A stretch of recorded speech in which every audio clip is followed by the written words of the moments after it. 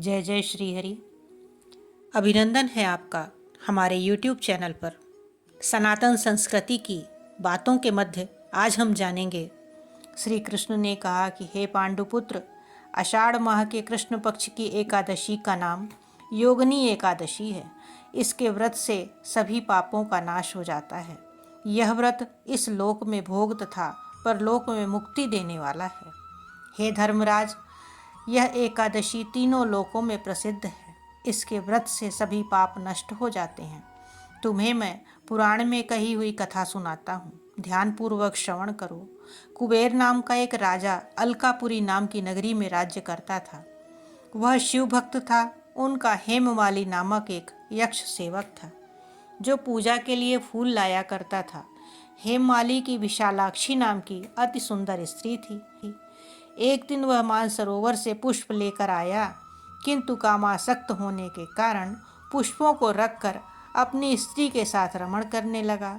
इस भोग विलास में दोपहर हो गई। हेममाली की राह देखते देखते जब राजा कुबेर को दोपहर हो गई तो उसने क्रोधपूर्वक अपने सेवकों को आज्ञा दी कि तुम लोग जाकर पता लगाओ कि हेममाली अभी तक पुष्प लेकर क्यों नहीं आया।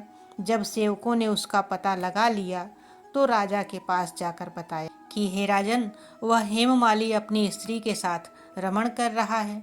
इस बात को सुन राजा कुबेर ने हेममाली को बुलाने की आज्ञा दी। डर से कांपता हुआ हेममाली राजा के सामने उपस्थित हुआ। उसे देखकर कुबेर को अत्यंत क्रोध आया और उसके होंठ फड़फड़ाने लगे।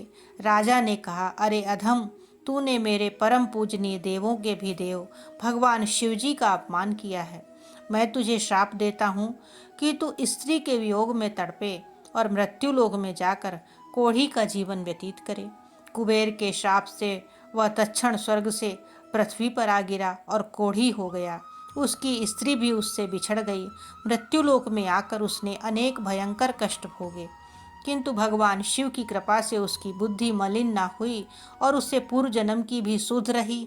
अनेक कष्टों को भोगता हुआ तथा अपने पूर्व जन्म के कुकर्मों को याद करता हुआ वह हिमालय पर्वत की तरफ चल पड़ा।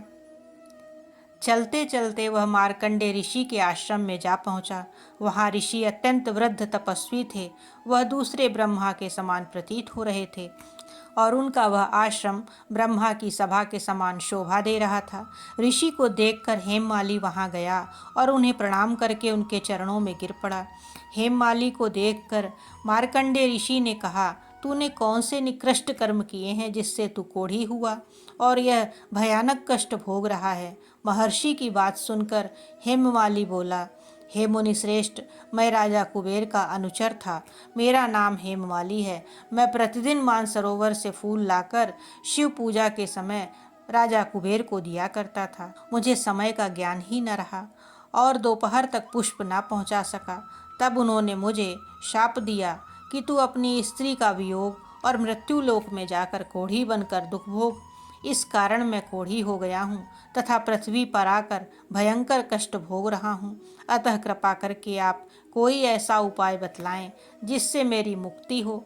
मार्कंडे ऋषि ने कहा कि हेममाली, एक व्रत बताता हूँ। यदि तू आषाढ़ माह के कृष्ण पक्ष की योगिनी नामक एकादशी का विधान पूर्वक व्रत करेगा तो तेरे सभी पाप नष्ट हो जाएंगे। महर्षि के वचन सुन हेममाली अति प्रसन्न हुआ और उनके वचनों के अनुसार योगिनी एकादशी का विधान पूर्वक व्रत करने लगा। इस व्रत के प्रभाव से अपने पुराने स्वरूप में आ गया और अपनी स्त्री के साथ सुखपूर्वक रहने लगा। भगवान श्री कृष्ण ने कहा, इस योगिनी एकादशी की कथा का फल 88,000 ब्राह्मणों को भोजन कराने के बराबर है।